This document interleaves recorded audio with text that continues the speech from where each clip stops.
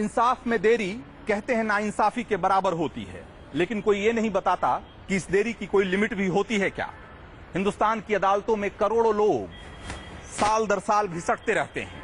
ये सवाल पूछते रहते हैं कि उन्हें इंसाफ कब मिलेगा।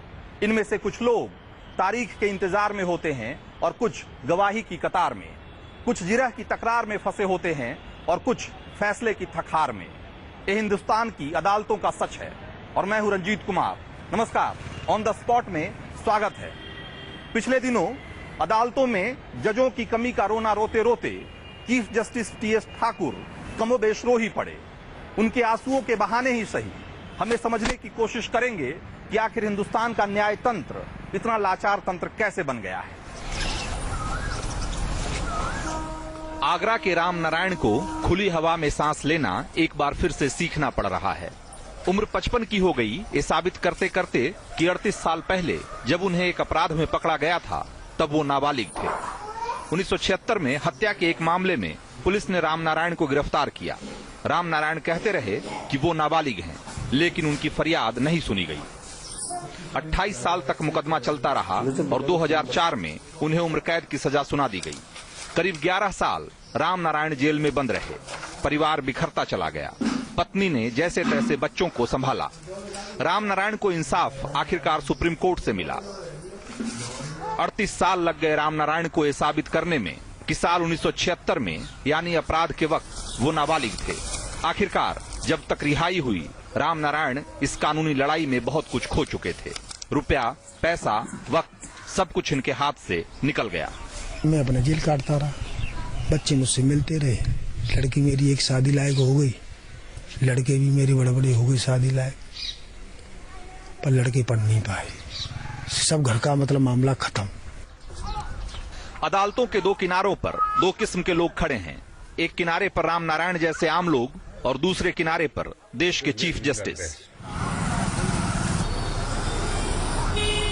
हाल ही में सुप्रीम कोर्ट के मुख्य न्यायाधीश जस्टिस टीएस ठाकुर दिल्ली की एक भरी सभा में गणमान्य लोगों के बीच भावुक हो गए। चीफ जस्टिस की आंखों में आंसू बहुत कुछ कहते हैं।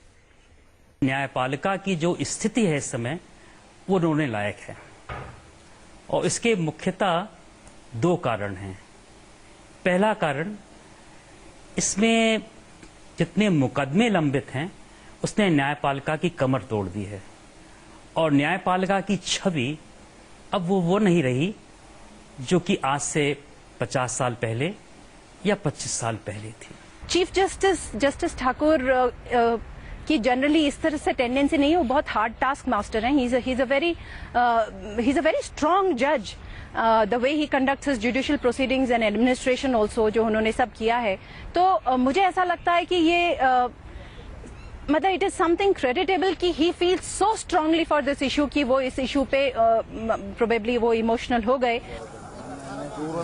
देश की अदालतों से इंसाफ पाना एक बेहद लंबा और मुश्किल डगर साबित हो रहा है। हर कोर्ट के सामने फरियादियों की लाइन लगातार लंबी होती जा रही है। करोड़ों मुकदमों की फहरिस्त में आपका नंबर कब आएगा कुछ भी नहीं कहा जा सकता। लिटिगेशन वैसे इंक्रीज इसलिए हो गई है, पेंडेंसी बढ़ने का कारण यह है कि लिटिगेशन फाइलिंग इंक्रीज हो चुकी है, चाहे वो लोअर कोर्ट्स में हो, चाहे वो हाई कोर्ट्स में हो, चाहे वो सुप्रीम कोर्ट में हो। इसलिए ये नहीं कि डिस्पोजल हो नहीं रहा, डिस्पोजल तो काफी हो रहा है, बल्कि नंबर ऑफ केसेज जो डिस्पोज ऑफ हुए हैं पिछले सालों में, वो उनके पिछले सालों से कंपैरिजन किया है तो नंबर ऑफ केसेज की डिस्पोजल ज्यादा है। लेकिन लिटिगेशन इतनी ज्यादा फाइल हो गई है, उसका कारण यह है कि पॉपुलेशन इंक्रीज हो गया है, लिटरेसी इंक्रीज हो चुकी है, पब्लिक को अपने राइट्स का पता चल गया है, नए कानून काफी बन चुके हैं और विमेन को राइट्स के एनफोर्समेंट के लिए भी काफी कानून बने हैं, जिसलिए विमेन राइट्स के एनफोर्समेंट के कानूनों को भी इम्प्लीमेंट किया जा रहा है। सुप्रीम कोर्ट में फिलहाल 60,260 मामले लंबित हैं। सुप्रीम कोर्ट में 1200 से ज्यादा मामले ऐसे हैं जो 10 साल से ज्यादा वक्त से खींचे चले आ रहे हैं। देश के 24 हाई कोर्ट्स में 38 लाख मामले लंबित पड़े हैं। इनमें से करीब 6 लाख मामले 10 साल से ज्यादा पुराने हैं और सारी निचली अदालतों को मिला दें तो ये आंकड़ा करीब 3 करोड़ हो जाता है। लाखों करोड़ों मुकदमों का बोझ अदालतों पर है और चीफ जस्टिस टीएस ठाकुर की माने इन करोड़ों केसेस में जल्द फैसला इसलिए नहीं आ पा रहा क्योंकि हमारी अदालतों में जजों की संख्या बहुत कम रह गई है। आंकड़े भी चीफ जस्टिस के आंसुओं की तस्दीक करते हैं। सबऑर्डिनेट जुडिशियरी में 4,600 पद खाली हैं। हाई कोर्ट्स में करीब 44% यानी 462 जजों के पद खाली पड़े हुए हैं। सुप्रीम कोर्ट में कम से कम 31 जजों का पैनल होना चाहिए, लेकिन अभी यहाँ सिर्फ 25 जज ही हैं। The only remedy is to add to the number of courts, to sanction courts, to raise the judge population ratio. Pendency को कम करने के लिए सबसे बड़ा रास्ता तो ये है कि जो ऑलरेडी वैकेंसीज हैं, जो हाई कोर्ट्स में हैं, लोअर जुडिशरी में हैं, उनको फटाफट फिलअप किया जाए और उसमें एग्जेक्टिव का बहुत बड़ा योगदान और चाहिए। अगर एग्जेक्टिव अपना पूरा योगदान दे तो मेरे ख्याल में ये अपॉइंटमेंट्स अगर टाइम पे हो जाएं तो डिस्पोजल भी जल्दी हो सकती है। अदालतों में जब जज ही नहीं होंगे तो फैसले कौन सुनाएगा, न्याय कैसे होगा? इस सवाल को लेकर चिंतित तो सब दिखते हैं, जज भी और सरकारें भी।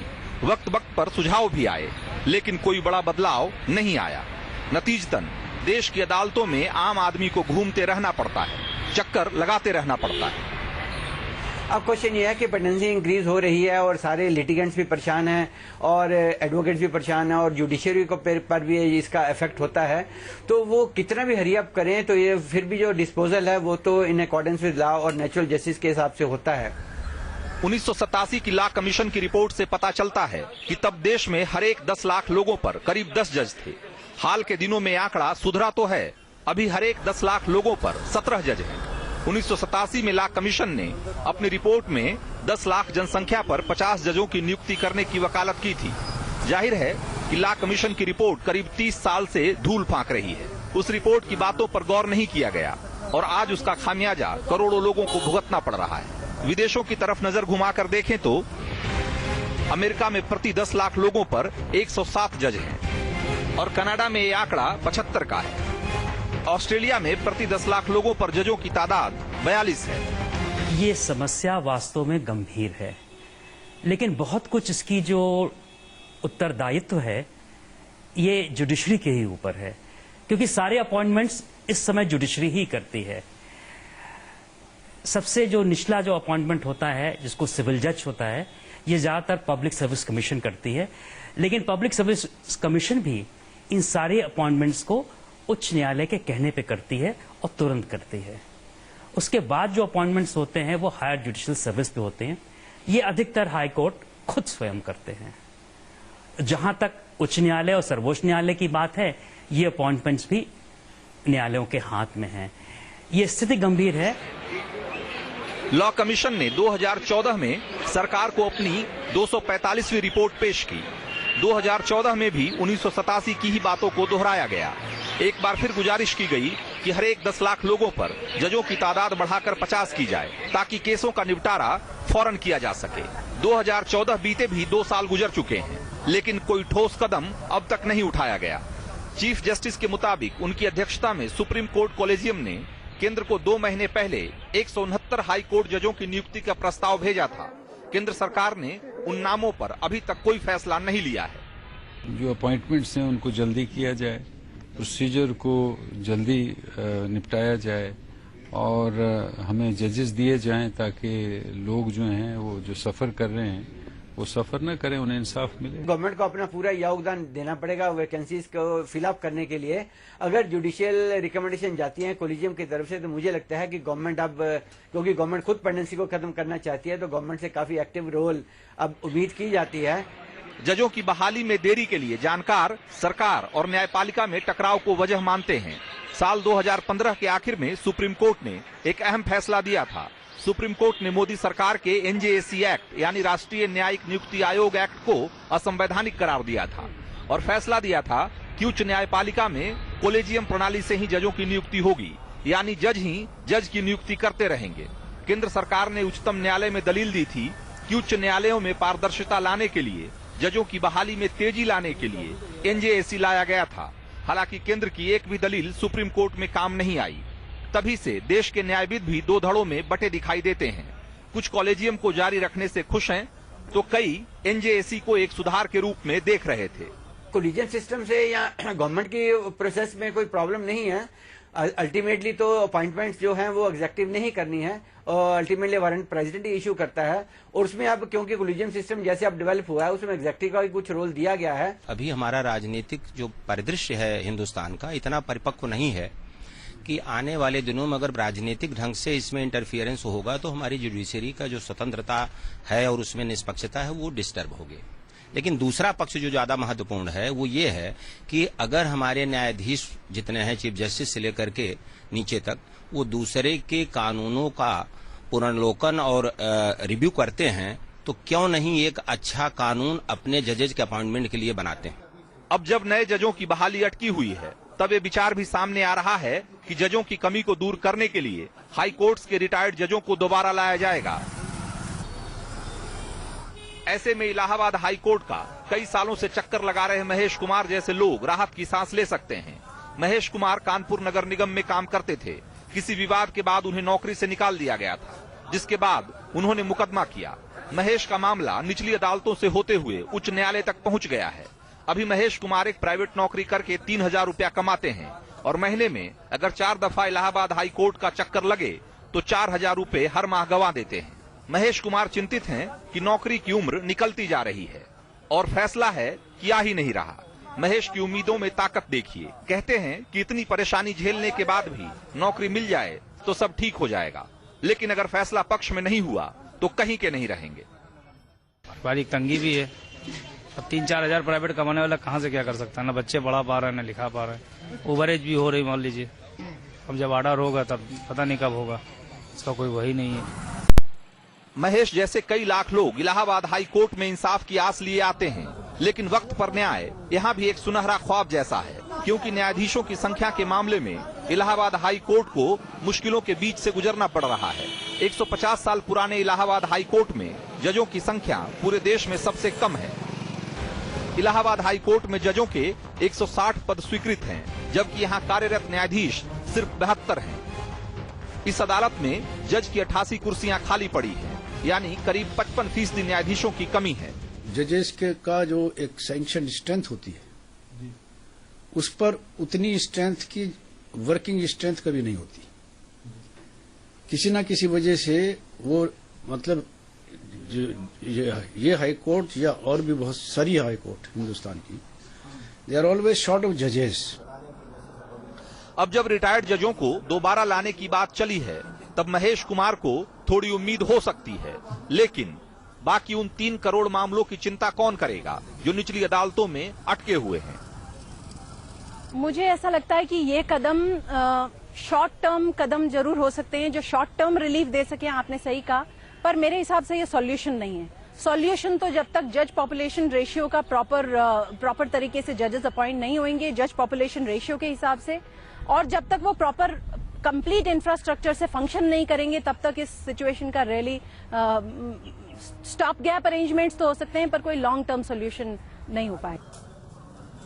गोरखपुर की दीवानी कचहरी में रुद्रमणि त्रिपाठी जाना माना चेहरा है। हर महीने कई बार चक्कर जो लगाना पड़ता है। कचहरी में इस मुवक्किल को चक्कर लगाते लगाते करीब 20 साल हो गए। रुद्रमणि को ये मुकदमा विरासत में मिला है। इनके पिता राजेंद्र त्रिपाठी ने जमीन के एक मामले में मुकदमा दाखिल किया था।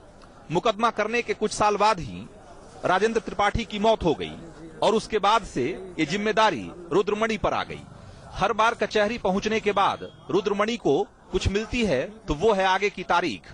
पिछले 10 सालों से दूसरी पार्टी ने केस के सिलसिले में कभी भी कोर्ट का रुख नहीं किया है। बस रुद्रमणि ही पहुंचते रहे हैं न्याय की आस में।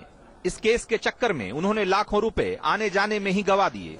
मुकदमे की स्थिति जैसी है उसे देखकर रुद्रमणि कहते हैं कि शायद उनके बेटे को भी इस केस के सिलसिले में इसी कचहरी का चक्कर लगाना पड़ेगा। न्यायपालिका पर हमको विश्वास है, अदालत पे विश्वास है कि हमको जल्द हमको न्याय मिलेगा, लेकिन न्याय में इतना देर हो और इस तरह ऐसे न्याय से क्या फायदा। अभी इसकी कोई गुंजाइश नहीं है, अभी गवाही नहीं हुई, अभी तो सारी प्रक्रिया बाकी है। न्याय की आस में भटकते ऐसे तमाम लोगों की हालत सुधारने की जिम्मेदारी न्याय व्यवस्था के साथ साथ सरकारों की भी है।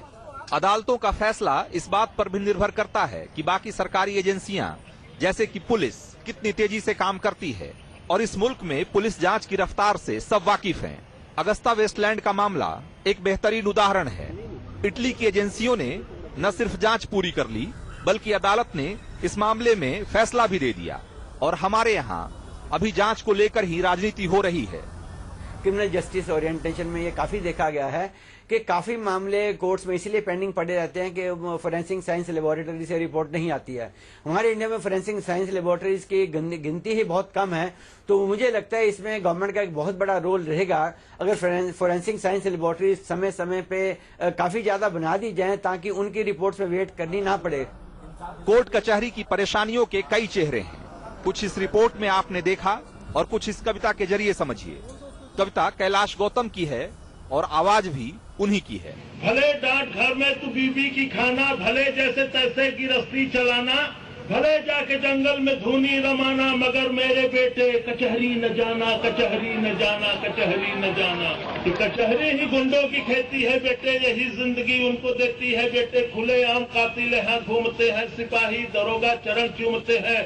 कचहरी में सच की बड़ी दुर्दशा है, भला आदमी किस तरह से फंसा है। यहाँ झूठ की ही कमाई है बेटे, यहाँ झूठ का रेट आई है बेटे। बोले डाकघर में तू बीबी की खाना, कि कचहरी का मारा कचहरी में भागे, कचहरी में सोए कचहरी में जागे। लगाते बुझाते सिखाते मिलेंगे, हथेली पे सरसों उगाते मिलेंगे। है बासी मुँह घर से बुलाती कचहरी, बुला करके दिन भर रुलाती कचहरी। मुकदमे की फाइल दबाती कचहरी, हमेशा नया गुल खिलाती कचहरी। मुकदमा बहुत पैसा खाता है बेटे, मेरे जैसा कैसे निभाता है बेटे। दलालों ने घेरा सुझाया बुझाया, वकीलों ने हाकिम से सट कर दिखाया। नहीं कर सका मैं मुकदमे का सौदा, जहाँ था करौंदा वहीं है करौंदा। बहुत बढ़िया, बहुत बढ़िया, बहुत बढ़िया।